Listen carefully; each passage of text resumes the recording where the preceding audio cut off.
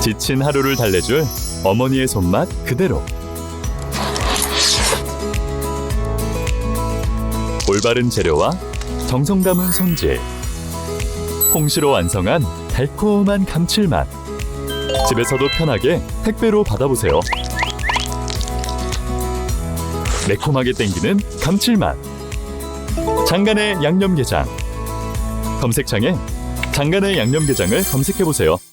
자, 미 연준 점도표에 따라서 1월 금리 동결은 가능성을 높게 보고 있습니다. 다만 동달의 한국은 내수 침체를 부동산 부양으로 극복한다는 말도 안 되는 정책 늘 그래왔습니다. 이 부동산 정책은 요거보단 추사년이었죠? 예측이 1.7% 추진할 것으로 보아 금리 인하에 무기를 두고 있습니다. 달러가 1,600원 넘어가는 것도 고려해 볼 수 있나요? 1,600원까지 넘어가려면요, 뭔가 터져야 돼요. 내년에 넘어가려면. 터질 가능성도 굉장히 높아 보이는데, 뭐 PF가 터진다든가, 뭐 대기업이 터진다든가, 뭐 이런 것들 뭔가 터지면 넘어갈 수 있습니다. 아니면 점진적 상승. 이렇게 될 것이고, 왜냐면은 미국에서 안 내린다고 해서 우리나라가 금리 한 번 내린 걸로 갑자기 막 1,450원 하던 게 1,600원까지 튀진 않을 거예요. 천천히 빠지겠죠. 천천히 올라가는 거고. 공포 매도가 나오는 상황이 온다면 충분히 가능성이 있습니다. 그래서 저는 1,600원을 말씀드리는 이유는 경제위기 가능성에 대해서 말씀을 드리는 거예요. 경제위기 터지면 1,600원 넘는다. 근데 그 트리거가 뭐가 되느냐. 이번에 예를 들어서 계엄 같은 경우가 개엄하게 길게 갔다. 그러면은 1,600원 갈 수도 있었다고 봅니다. 내년에. 근데 다행히 일찍 종료됐기 때문에 30분밖에 안 튄 거예요. 그나마 일찍 종료가 돼서. 그 다음에 이제 그 주사년에서 1.7% 상승하는 거요. 요거는요, 믿음이 갈까요? 자, 일단은, 자, 내년에도 주택 공급이 부족할 것이고, 서울주택 매매가는 1.7% 오를 것이다. 매번 여기는 매년 공급 부족 같은 소리를 하는 곳입니다. 그러면서 지금 수도권하고 서울은 오른다. 지방만 떨어질 것이다.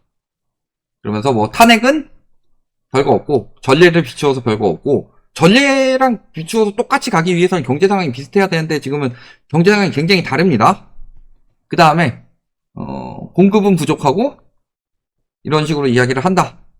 그러면서 주택 공급 부족, 금리 하락, 높은 전월세 가격 등으로 중반기부터 강세로 돌아설 것이란 분석 이야기를 하는데, 자, 1번 공급 부족은요, 맨날 공급적 측면만 이야기를 하는데 공급 부족하느냐 아니면 공급이 과잉되느냐는 수요 공급의 논리죠. 공급이 10,000개가 되더라도요, 수요가 2,000 가구밖에 안 되면은 공급이 과잉되는 거고, 공급이 5만 개가 되더라도 수요가 10만 가구가 되면은 공급이 부족한 거예요. 근데 이 매물 그래프를 보더라도 공급 부족 같은 소리가 나오냐. 원래 4만 개에서 안팎이었어요.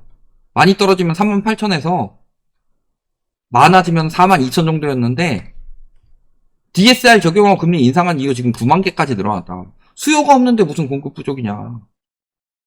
맨날 공급 부족 같은 소리 하고 있는데 저거 다 구라예요. 그 다음에 2번 금리 인하. 말씀드렸지만 확대 재정 정책이면 뭐 금리가 인상된다 이런 부분도 있지만요, 금리 인하한다고 집값 오른다는 것은 적어도 주사년은 그 소리 하면 안 된다. 자, 1.7% 상승 이야기했죠? 내년에. 자, 그럼 과거의 주사년이 무슨 소리를 했냐? 수요 공급 예측 실패로 내년 서울 집값 3.5% 올라간다 라고 말했던 게 2021년입니다. 주택가격 상관계수로 분석했을 때 수급지수, 경제성장률, 금리 순으로 나온다. 자, 그러면 아까 이야기했지만 수급지수, 지금도 매매 수급지수 계속 떨어지고 있죠? 매물 계속 쌓이고 있죠? 거래량 떨어지고 있습니다. 거래량 3년째 반토막이에요. 두 번째, 경제성장률. 경제성장률 계속 하향되고 있죠. 그 다음이 금리 순이에요. 주사년이 저렇게 분석을 했어요. 2021년에. 근데 금리 내려간다고 집값이 올라갈까요? 그래서 이런 식으로 이야기를 했지만 2022년에 서울 집값 어떻게 됐어요? 아작이 났죠. 왜 아작이 났어요? 금리도 금리지만요, 핵심은 DSR이었어요. DSR이 적용되니까 대출 한도가 확 줄어버렸다. 그 다음에 마지막으로 높은 전월세 가격. 이야기를 했죠. 전세 가격이 계속 올라오면서 매매가 상승 요인으로 작용할 것이다. 되게 웃긴 게 뭐냐면요. 자, 집값 올라가는데 집값 올라가는 이유는 전세가 상승 때문이다. 근데 집값이 떨어지면 매매 수요가 전세 수요로 이동해서 전세가는 상승할 것이다. 뭐래도 올라갔다. 전세가는 올라갔다. 왜? 전세가가 올라가야 매매가를 받쳐주니까. 제가 그래서 이 대우에 대해서 우리가요 예전에요 공부 조금만 해가지고 집합과 명제만 기억하더라도요 저게 얼마나 개소리인지 알죠. 명제가 참이면 대우가 참이라고 그랬죠. 집값이 떨어지면 전세가가 올라간다는 명제가 참이기 위해서는요 예와 대우인 전세가가 떨어지면 집값이 올라간다. 이 명제가 참이 돼야 돼요. 맞아요? 전세가 떨어지면 집값 올라갑니다. 왜요? 전세 수요가 매매 수요로 이동해서요. 이딴 소리 하면은 처음 맞는 소리죠. 그러니까 저게 완전히 거짓이란 소리예요. 그러면서 전세가는 최근에 뭐 상승폭이 커졌다. 공급 부족으로 더 상승할 것이다. 계속 이런 이야기 했는데요. 진짜 언론 어느 곳에서도 기사화하고 있지 않습니다. 저만 이야기하고 있어요. 한국 부동산원 통계는 굉장히 오류가 많고 최대한 상승 쪽으로 이야기를 하려고 하고 있다. 이 부분에 대해서 말씀을 드렸는데 그럼에도 불구하고 공동주택 실거래 가격 지수에 들어가서요. 서울을 중심으로 많이 상승한다고 그랬죠? 서울 중심으로 조회를 해보면요. 떨어지기 시작했습니다. 전세 실거래 가격 지수가 서울에서 떨어지기 시작했어요. 왜 이걸 기사화 아무 데도 안 할까요? 전세가가 왜 떨어졌을까요? 전세가 상승이랑 하락은 간단해요. 매매가보다 훨씬 더 간단한 일입니다. 대출이 얼마나 나오느냐에 따라 달라요. 그러면은 전세 시장에 영향을 주는 요소는요. 아까 뭐 수급이니 뭐니 개소리 집어치우고요. 수급 같은 경우는 이미 예정이 되어 있습니다. 둔촌주공 올해 들어올 거 모르는 사람 있었어요? 늦어져도 내년 들어온다는 건 다들 알고 있었죠. 그러면 그거에 맞춰서 계획을 하지 갑자기 막 수요가 그거랑 관련 없이 막 생겨날까요? 그렇지 않아요.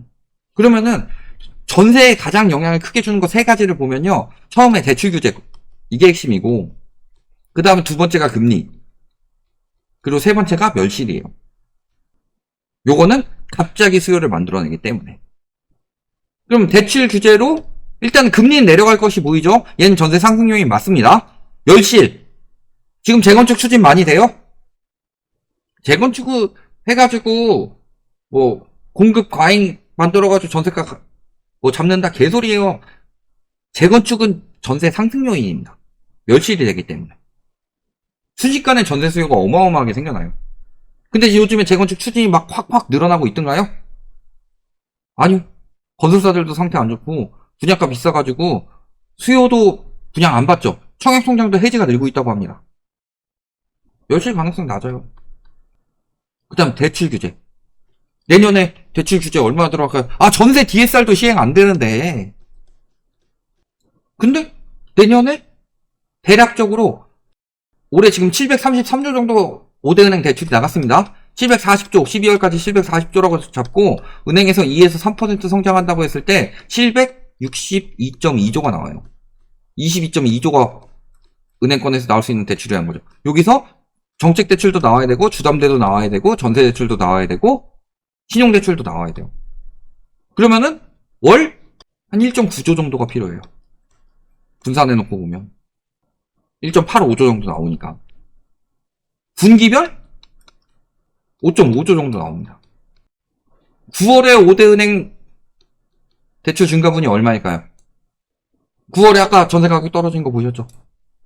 5대은행에서 대출을 어느 정도 내줬길래 9월에 도대체 전세 가격이 떨어지는 거냐. 9월에 5대은행에서 풀린 대출, 그러니까 전세 대출뿐만이 아니라 모든 대출을 합쳐서 말하는 거죠. 근데 9월에는 스트레스 DSR 2단계도 들어가고 여러 가지 규제를 들어갔는데도 불구하고 9월에 풀린 게 5.6조예요. 한 분기 내 풀 돈이 한 개월 만에 풀렸는데 전세 가격이 하락이 나온다. 내년에 전세 가격이 올라가기 위해서는요. 금리 인하가 굉장히 급박하게 되든가 그렇게 금리 인하가 돼가지고 대출을 내주는데 1금융에서는 어차피 한도가 있어서 못 받으니까 2금융에서 전세대출 받는데 2금융 받는 전세대출이 그렇게 부담이 안 될 정도가 되든가. 아니면 또 한 가지는 1금융권에서 대출을 풀어주든가. 이 두 가지 방법밖에 없어요. 매매된 전세를 상승하기 위해서는. 근데 서울 실거래 가격지수 9월부터 떨어지기 시작했다고 그랬죠. 매매 떨어질 때 전세 같이 떨어지죠. 매매가 떨어지면 전세가 올라간다는 소리는 다 개소리라는 게 증명이 됐죠. 지금 딱 어떤 상황이에요? 공급 부족으로 집값 올라간다. 그 다음에 전세가가 받쳐줄 건데 올해가 어떤 해였어요? 임대차법 4년. 내년도 임대차법 4년짜리가 많이 나올 것이다. 근데 2년 때도 그 얘기 했었죠. 2022년 때 임대차법 2년 갱신한 사람들 쏟아져 나오면서 전세가 폭등할 것이다 라고 했는데 전세가 개폭락했죠. 내년은 어떻게 되겠어요? 부동산 시장에 올라가는 거는 크게 두 가지가 있습니다. 그게 긍정적으로 올라가는 방법이 있고 부정적으로 올라가는 방법이 있어요. 그래서 화폐 가치 하락으로 집값이 올라간다? 저는 그 부분에 대해서는 굉장히 긍정적으로 생각합니다. 화폐 가치 하락분만큼. 즉 요거보다는 부동산 시장은 소득 상승이 더 핵심이죠. 소득이 올라간 만큼 집값이 간다면요, 저는 부동산 폭락에 대해서 절대 주장하지 않습니다. 왜? 부동산 폭락을 이야기하는 이유는 부동산이 비정상이기 때문이고, 부동산이 비정상인 이유는요, 소득보다 굉장히 빠르게 올라갔기 때문이에요. 그러면 정상화돼야 된다는 이야기인데, 저는 정상화를 이야기하기 위해서는 너무 폭등했기 때문에 폭락해야 정상화가 된다. 그래서 제가 폭락을 이야기를 하는 거예요. 근데 이렇게 올라갔다? 화폐 가치 하락분만큼? 아니죠. 부정적으로 올라가는 방법이요, 대출을 퍼줘서 올리는 방법이에요. 대출을 퍼줘서 우리나라가 GDP 대비 가계부채가 최고 수준입니다. 가격이요? 아까 캄파넬라님이 계속 말씀하셨죠? 우리나라보다 소득 높은 캐나다에 있는 부동산을 사기 위해서는 현재 시가로 우리나라가 전체적으로 팔린다면 캐나다 다 사고도 남는데요. 예전에 비슷한 이야기 있었죠. 일본 딱 팔면은 미국 땅 다 사고도 남는다. 그 일본 법으로 어떻게 무너졌어요?